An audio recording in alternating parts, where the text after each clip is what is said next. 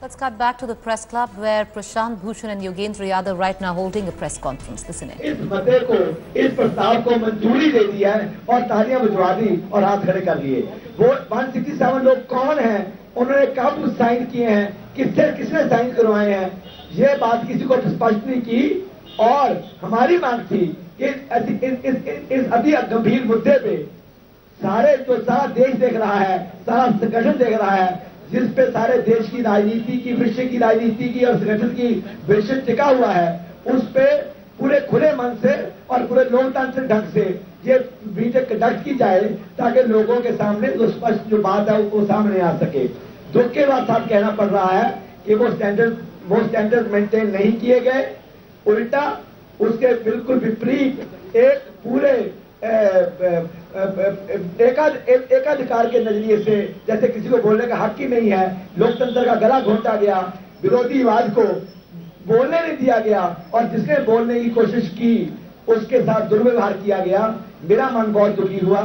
मैं किसी व्यक्ति के नाम पे पार्टी में नहीं आया, मैं योगेंद्र भाई के नाम पे पार्टी में नहीं आया, प्रशांत जी के लिए नहीं आया, मैं अर्ज के लिए नहीं आया, मैं असूलों के लिए आया हूं, मैं एक राजनीति बदलने आया हूं, व्यवस्था परिवर्तन के लिए आया हूं। और वो जब तक मेरे जज्बा मौजूद है मैं गलत को गलत कहता रहूंगा, चाहे मुझे इसके लिए कितना भी कड़ा संघर्ष क्यों ना करना पड़े, क्योंकि मैंने 40 साल अपने लोगों की सेवा में लगाए हैं। इस देश में एक अच्छी राजनीति के लिए, एक स्वस्थ राजनीति के लिए, एक पारदर्शी राजनीति के लिए, इंट्रा पार्टी डेमोक्रेसी के लिए और जो डेमोक्रेटिक वैल्यूज हैं उनके लिए मैंने अपना जीवन लगाया है। तो मेरे को जो बर्दाश्त नहीं हुआ, इस बात को विवाद ना करते हुए कि प्रशांत जी इसको साथ हैं या नहीं है, अगर ये कोई भी बाइकाट ना करता तो मैं बाइकाट जरूर करता इस मीटिंग का। अगर प्रशांत जी भी बाइकाट ना करते, जोगिंदर भाई भी बाइकाट ना करते, तो अपने डेमोक्रेटिक वैल्यूज, अपने प्रिंसिपल्स के आधार पर कम से कम मैं बाइकाट जरूर करता। Thank you. हाँ, मैं चाहता था कि दूसरे साथी भी बोले, लेकिन अब हम सवाल जवाब का सिलसिला शुरू करेंगे। 1 मिनट ठहरिए आप।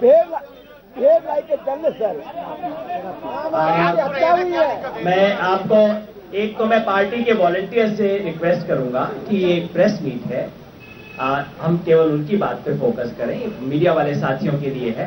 हम सब लोग आज शाम को 6 बजे बैठेंगे, जो निजामुद्दीन में एक जगह पे बैठेंगे, तब हम बात करेंगे वहां पे। बातचीत का सिलसिला आप शुरू करते हैं जी। योगेंद्र जी, पहला सवाल ये है कि आगे आप लोग अब क्या करने वाले हैं? आप मॉडरेट कर देंगे ना।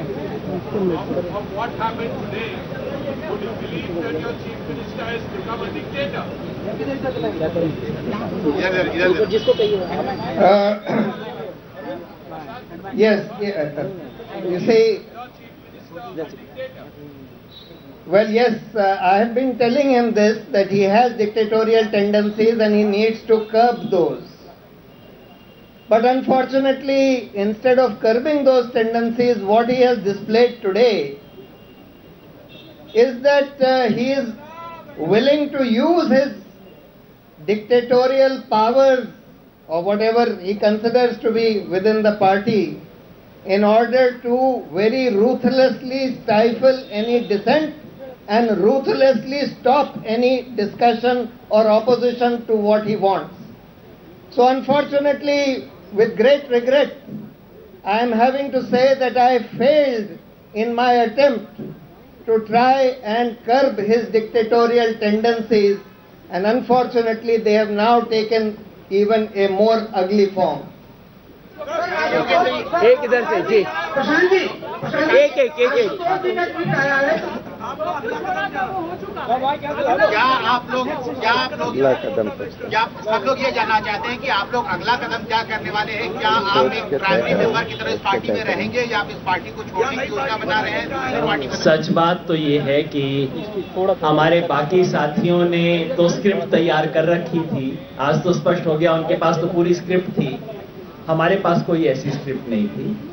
अभी तो हम जस्ट शॉक्ड हैं। सच बात ये है कि हम हैरान हैं, इतना बुरा, मतलब समाजवादी पार्टी बीएसपी वगैरह में एक खेल हुआ करते थे, डीएमके वगैरह में हम ऐसी चीजें सुनते थे, ये बातें आम आदमी पार्टी में होंगी, ये तो हमारी कल्पना से परे है। तो हमें धक्के से उभरने का आप थोड़ा समय दीजिए। और जैसा मैंने कहा कि इस पार्टी और इस पार्टी के तमाम वॉलंटियर्स को आप केवल आज के नाटक से जज न करें। काफी कुछ और है, मिलेंगे, बैठेंगे, बात करेंगे, तभी कुछ फैसला कर पाएंगे। अभी एकदम जवाब इसका नहीं दे पाएंगे। अभी जैसा सवाल पूछा गया कि डिक्टेटरशिप का रवैया उन्होंने अपना के रखा है, लेकिन अभी उनकी तरफ से बोला कि 8 वोट आपके पक्ष में पड़े थे। अब आप लोगों की जो भावना है, क्या बोला, सॉरी, क्या 8 वोट आम आदमी पार्टी की तरफ से प्रेस कॉन्फ्रेंस हुई थी, उसमें बोला गया कि 8 वोट आपके पक्ष में पड़े थे, बाकी तमाम वोट आपके खिलाफ पड़े थे। यहाँ पर मैं देख पा रहा हूँ आपकी हैं, आपकी साथी भी हैं, और माना जा रहा था कि विधायक सारे केजरीवाल के साथ में रहेंगे, लेकिन विधायक भी आपके साथ बैठे हुए हैं, यहाँ पर हम देख पा रहे हैं। इस आपकी भावनाओं के साथ कितने लोग जुड़े हुए देख पा रहे हैं आपके साथ? मैं तो हैरान है कि उन्होंने 8 भी क्यों बोला, -8 बोलते तो ज्यादा बेहतर रहता ना। 2-3 चीज आप समझिए। पहला ये, पूरी रात में विशाल भाई यहाँ पे बैठे हैं, उत्तर प्रदेश से आए हैं, और आप बता रहे हैं कि आज सुबह इनको भी बुलाया गया था साइन करने के लिए, सब कुछ पहले से तैयार था और आज सुबह से साइन करवाए जा रहे थे। जो असली बात है वो ये 400 लोगों के करीब की असेंबली है। इतनी कोशिशों के बावजूद, सारा दबाव, कल रात भर सिग्नेचर हुए हैं, आज सुबह सिग्नेचर होते रहे, सारी कोशिश के बाद अगर आप 400 में से सिर्फ 167 सिग्नेचर ले पाए तो ये कुछ बताता है। नंबर 2, ये 167 भी है कि नहीं है, और कितने वेरीफाइड हैं, कितने सचमुच थे और किनके नाम पे फर्जी दस्तखत किए गए, किसी ने नहीं देखा है। नंबर 3, अगर इतना विश्वास था बहुमत में तो फिर सीक्रेट बैलेट में क्या दिक्कत थी? क्यों डरे हुए थे? चर्चा क्यों नहीं करवा लेते? कैमरा चल रहा था इनकी पसंद का, दिखा देते कैमरा पे किसने क्या बात की। अगर ये विश्वास होता कि वास्तव में मेजॉरिटी साथ है तो ये नाटक करने की जरूरत नहीं होती। लोकपाल को बाहर क्यों रखते? लोकपाल आते, देखते, कहते कि हाँ 4 घंटा चर्चा हुई, उसके बाद सब लोगों ने सर्वसम्मति से या मेजॉरिटी से 280 लोगों ने वोट दिया और इनको निकालने का फैसला किया। और हमने तो कल कह दिया था, ड्यू प्रोसेस से आप जो भी फैसला करेंगे सीक्रेट बैलेट से, वो हमें कबूल होगा। राष्ट्रीय परिषद को प्रेरोगेटिव है कि वो नेशनल एग्जीक्यूटिव के किसी मेंबर को रिकॉल कर सके, वोट करवा के कर लेते, क्यों डर था? नहीं, हो गया आपका हो गया जी। अभी आप, हाँ, महिला जर्नलिस्ट की आवाज नहीं आती, आप बोलिए।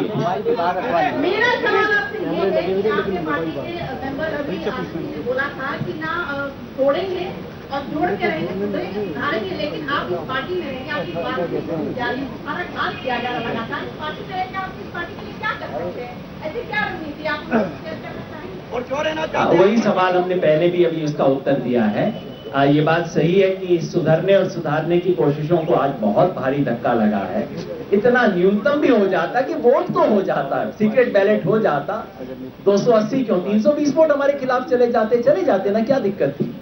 तो ये बात जरूर है कि उस कोशिशों को बहुत धक्का लगा है। लेकिन यहाँ बैठे हुए, कुछ भी करते हुए, जब मैं इस पार्टी के बारे में सोचता हूँ, मैं दिल्ली के बंद कमरे में बैठे हुए 50 लोगों को नहीं सोचता हूँ, मैं उन 50,000 का सोचता हूँ जो हर गांव में है, कस्बे में है, और उन्होंने कितना कुछ किया है इस पार्टी के लिए। मेरे और प्रशांत जी ने जो कुछ किया वो तो कुछ भी नहीं है। इस पार्टी के वॉलंटियर ने इतना त्याग किया इस पार्टी को बनाने के लिए, उनके सामने मेरा सर झुक जाता है। कुछ भी करने से पहले डर लगता है कि उसे क्या महसूस होगा, तो वो सोच के कुछ करें। हाँ बोलो। आपने सारी बातें कही, उसके अनुसार सब कुछ गैर असंवैधानिक रूप से हुआ, ये पार्टी के संविधान के खिलाफ है। क्या इस पूरे चीज को अब कानूनी मसला बनाएंगे? क्या आप यूनिवर्सिटी से जुड़ा प्रशांत जी, क्या आप पुलिस पे कंप्लेंट करेंगे? क्योंकि योगेंद्र जी ने कहा कि प्रोफेशनल बुलाए गए थे। नहीं, देखिए पुलिस की इतनी बात नहीं है, देखिए बात ये है, ये आपकी बात पूरी सही है कि ये पूरी मीटिंग बिल्कुल गैर संवैधानिक थी, गैर कानूनी थी, बिल्कुल उसमें जरा भी शक नहीं है। और इसके जो भी फैसले वो बता रहे हैं वो बिल्कुल गैर संवैधानिक, गैर कानूनी है। अब हम इसको चैलेंज करने के लिए क्या करेंगे, नहीं करेंगे, ये हमको सोच के तय करना पड़ेगा। ये आपकी बात सही है कि हम कोर्ट जा सकते हैं, ये आपकी बात सही है कि हम इलेक्शन कमीशन भी जा सकते हैं। ये भी आपकी बात सही है कि एक दूसरी मीटिंग नेशनल काउंसिल की हो सकती है जिसमें कि दूसरे फैसले लिए जाएं जो कि इस मीटिंग से बिल्कुल फर्क हो, जो बिल्कुल लोकतांत्रिक तरीके से चलाई जाए।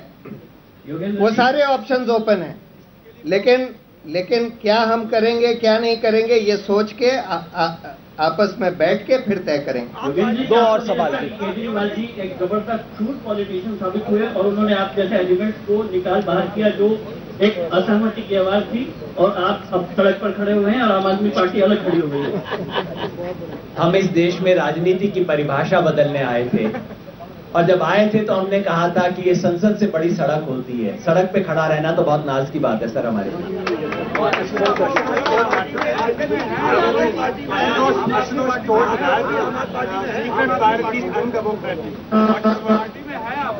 I'm told one of my colleagues has said that secret ballot is undemocratic. I just put the proposition to you. ऐसा कहा जा रहा है कि गुप्त मतदान की बात करना अलोकतांत्रिक है। मैं तो सोचता था कि इस देश के अंदर गुप्त मतदान हुआ करता है, शायद हम अलोकतांत्रिक देश में जीते हैं।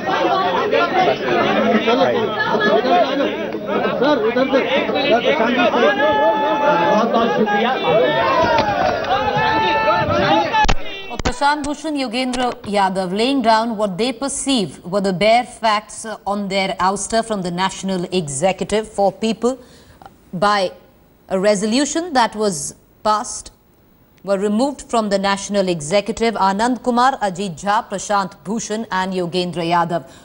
That press conference there, them telling us the sequence of events on what transpired. However, on the question of whether or not they will be forming a splinter group or approaching the court or even going to the Election Commission on what they feel transpired, which was undemocratic as for their ouster, they are saying that they have to put their heads together, think it over, and only then they can come out with something.